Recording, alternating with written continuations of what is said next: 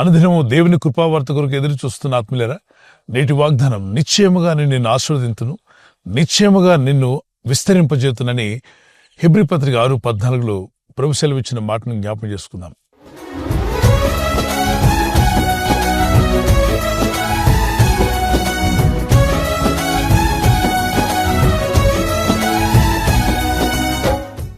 నిశ్చయముగా నేను నిన్ను ఆశీర్వదింతును, నిశ్చయముగా నిన్ను విస్తరింపజేతును అన్నాడు. విస్తరించాలి అని ప్రభు కోరుతున్నాడు. ఒక స్టూడెంట్ బాగా చదువుతూ మంచి కండక్ట్ ఉండి మంచి బిహేవియర్ కలిగి అన్ని విషయాల్లో బాగుండి మెరిట్ స్టూడెంట్ గా ఉండి ఫైనల్ ఎగ్జామ్ రాయకుండా ఉన్నట్లయితే ఎప్పుడు అదే క్లాస్లో ఉంటాడు, పై క్లాస్కి వెళ్ళడు. మంచి స్టూడెంటే, క్లాస్కి టయానికి వస్తాడు, కానీ ఫైనల్ ఎగ్జామ్ రాయట్లా. కాబట్టి పై క్లాస్కి వెళ్లకుండా ఏ క్లాస్లో అయితే చదువుతున్నాడు అదే క్లాస్లో ఉండిపోయాడు. కానీ అతని జీవితంలో విస్తరణ అనేది జరగాలి. అదేవిధంగా ప్రతి ఒక్కరూ ఎక్కడున్నామో అక్కడే దీవెనకరంగా ఉండడమే కాకుండా దీవెనకరమైన నీవు, ఆశీర్వదించబడిన నీవు విస్తరించుట చేత దేవునికి మహిమ. అబ్రహామును దేవుడు ఆశీర్వదించాడు, విస్తరింపచేశాడు. యోబు భక్తుని గురించి ఒక మాట ఉంటుంది, మొదట నీవు కొద్దివాడిగా ఉన్నావు, తుదను మహా అభివృద్ధిలోకి వెళ్ళావు. In the beginning he started in a small way, but in the days to come God blessed him and increased his blessings. ఎబేజు ఇలా ప్రార్థన చేస్తాడు, ఓ దేవా నన్ను ఆశీర్వదించుము, నీ హస్తం నాకు తోడుగా ఉంచుము, నా సరిహద్దులను విశాలపరచుము, కీడును నాకు దూరం చేయమంటాడు. అతని ప్రార్థన ప్రభుకి ఇష్టమైంది కనుక అతని దేవుడు ఆశీర్వదించి అతని తోటి సహోదరులందరికంటే కూడా అతన్ని బహుగా దీవించనని రాయబడింది. తన చుట్టూ ఉన్నటువంటి వారు, తనని హేళన చేసిన వారు, అవమానపరిచిన వారు, నిందించిన వారు, పలు విధాలుగా శ్రమ పెట్టిన వారి స్థితి అక్కడే ఉండిపోయింది. కానీ అందరినీ క్షమించి ప్రార్థించి దేవుని మీద భారం మోపి భక్తిగా ముందుకు సాగినటువంటి ఈ భక్తుడు విస్తరించగలిగాడు. ఇతని యొక్క జీవితం ఆశీర్వాదంగా దీవెనకరంగా ముందుకు సాగినట్టుగా చూస్తున్నాం. దేవుని ప్రజలారా, మన జీవితాల్లో ఎక్కడేసిన గొంగలి అక్కడే అన్నట్టు కాకుండా మనము దీవెనకరంగాను ఆశీర్వాదకరంగాను ఉంటూనే విస్తరించాలి అన్నది కూడా దేవుని చిత్తం. ఒక కీర్తన పాడుకుందాం పిల్లరా. నిశ్చయముగా ఆశీర్వదించే దేవుడవు, నన్ను నిశ్చయముగా విస్తరింపజేసెదవు.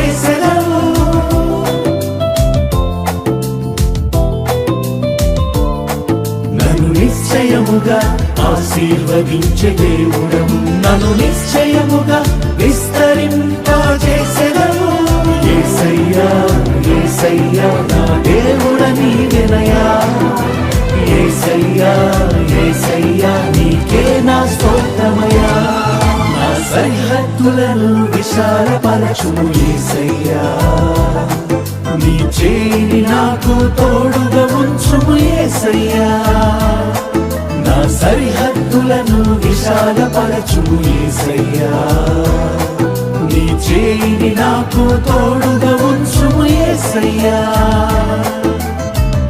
కీడేమి రాకుండా నన్ను రక్షించుము, నా ప్రార్థనను ఆలకించుము.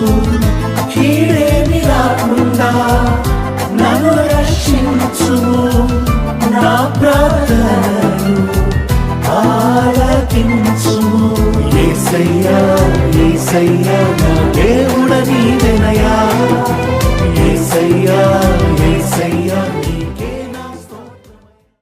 పరిచర్యలో కూడా నెమ్మదిగా చిన్నగా ప్రారంభించబడిన పరిచర్యలు నానాటికి దేవుని కృపను బట్టి, దేవుని దయ చొప్పున, దేవుని ఆశీర్వాదం చేత అంచెలంచెలుగా అభివృద్ధి పొందడం గమనించినప్పుడు కొందరు అసూయపరులు దాన్ని వ్యతిరేకిస్తూ ఉంటారు.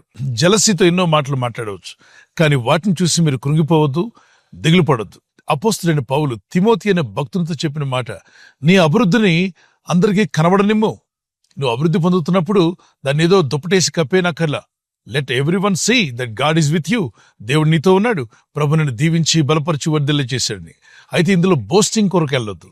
నేనే గొప్ప, నా అంతటి వారు ఎవరు లేరు, నా పరిచర్య గొప్ప, నా సంఘమే గొప్ప, ఈ గొప్ప గొప్ప అని చెప్పుకునే మనస్సు పక్కన పెట్టి నా ప్రభు గొప్ప, నా దేవుని వాక్యం గొప్పది, పరిశుద్ధాత్ముడు గొప్పవాడు, ఆయన కృప గొప్పది, ఆయన దయ గొప్పది.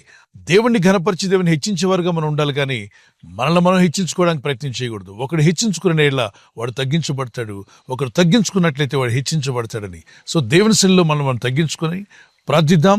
మన దేవుడు చెప్పిన వాగ్దానము, నేను నిన్ను ఆశీర్వదించదును, నేను విస్తరింపజేస్తానన్నాడు.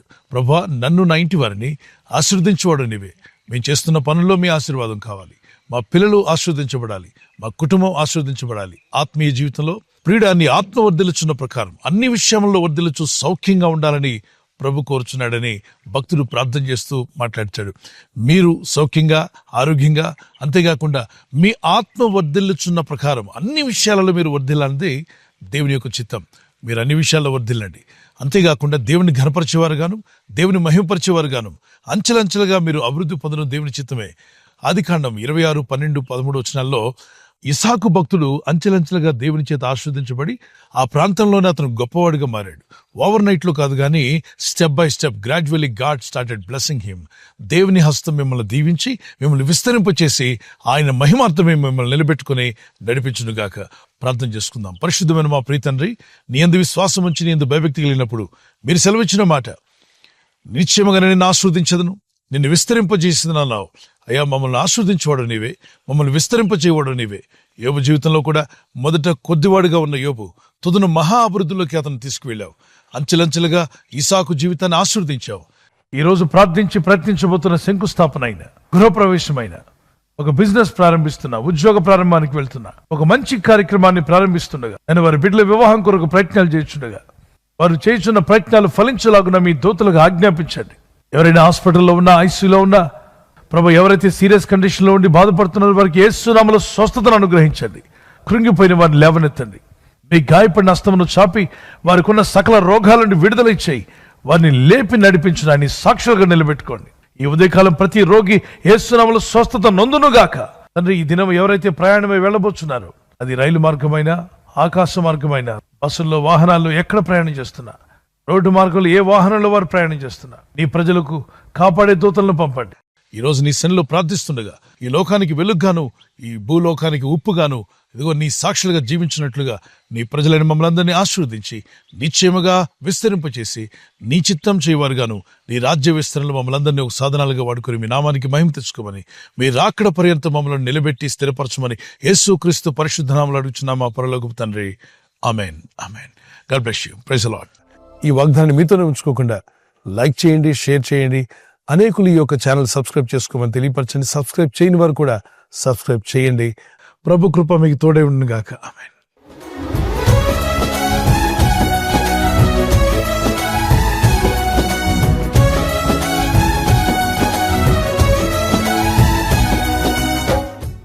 బర్త్డే జరుపుకునే వారికి happy birthday to you, many more returns of the day. God bless you. మీకు వాగ్దానం దానియేలు 10:19 వచనం, నీవు బహుప్రియుడవు, భయపడకము. దానియేలు ఆ విధంగా జీవించాడు. అలాగే మీరు కూడా ఈ నూతన సంవత్సరంలో దేవునికి బహుప్రియులు అవ్వండి. ప్రార్థించేవారుగా, భక్తి కలిగిన వారుగా, దేవుని వాక్యం మీద ఆధారపడేవారుగా జీవించండి. మీ జీవితాలు కూడా దేవునికి బహుప్రియులుగా ఉండి వర్ధిల్లుదురుగాక. God bless you with this promise. Marriage anniversary జరుపుకునే వారికి happy anniversary, many more returns of the day. మీకు వాగ్దానము సామెత 3:33 వచనం, నీతిమంతుల నివాస స్థలము ఆయన ఆశీర్వదించును. మీ జీవితాలు, మీ కుటుంబాలు దీవించబడి వర్ధిల్లాలని ప్రార్థన. భర్త భార్యను ప్రేమించాలి, భార్య భర్తకు లోబడాలి. ఈ 2 వాక్యాలు మీరు తీసుకుని మీరు దేవునికి లోబడితే అద్భుతమైన ఆశీర్వాదాలు మీ సొంతం అవుతాయి. ఆదర్శ దంపతులుగా దేవుడు మిమ్మల్ని చేయనుగాక. God bless you. ఈ ఛానల్ మీరు సబ్స్క్రైబ్ చేసుకోవడం వలన 2 పనులు జరుగుతున్నాయి.